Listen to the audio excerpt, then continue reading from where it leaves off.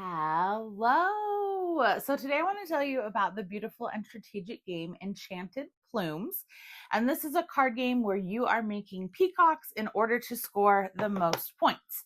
So the back of all of the cards is what you will put when you finish your peacock, and you will have cards in your hand, and you are going to decide how many peacocks you want to make and how big you want to make them. But as soon as the peahen comes out, which will be one of the final 8 cards in the stack, game ends immediately. No more final turn, nothing. Game is over and time to score up. So if this were my hand, on my turn, I can play out one or two cards, and you want to play cards in the top row of your peacock low because any numbers in the top row are going to be negative.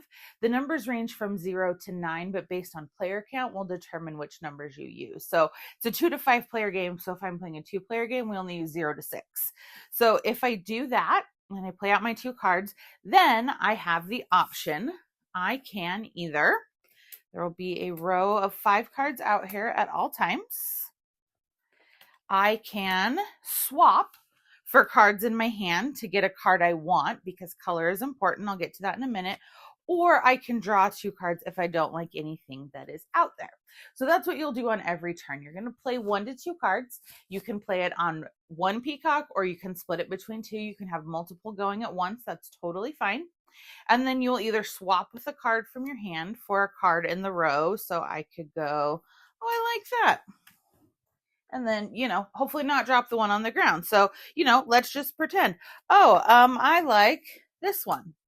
So I swap for that and I do that. And then I could draw for my second action. So basically you get 2 actions. You just can't exceed your hand limit. So that's how that works.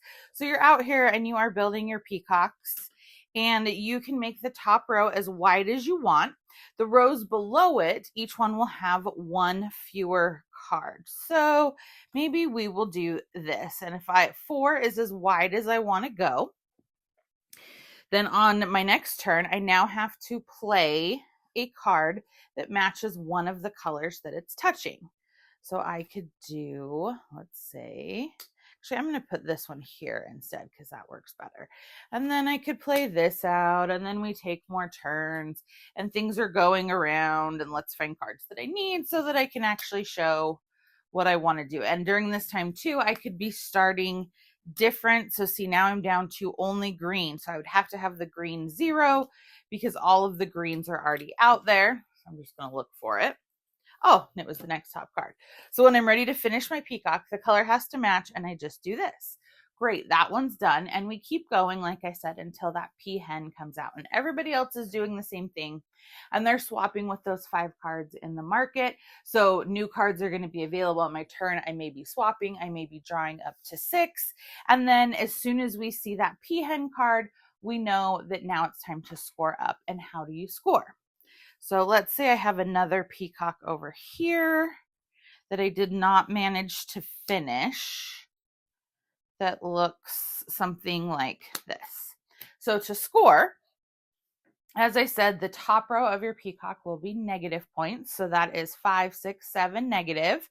And then on the positive side, I have 10, 16, 23 minus, what did I say, 7? So I have 16 points. And because this one was finished, I get 1 bonus point for every card in it. 1, 2, 3, 4, 5, 6, 7, 8, 9, 10.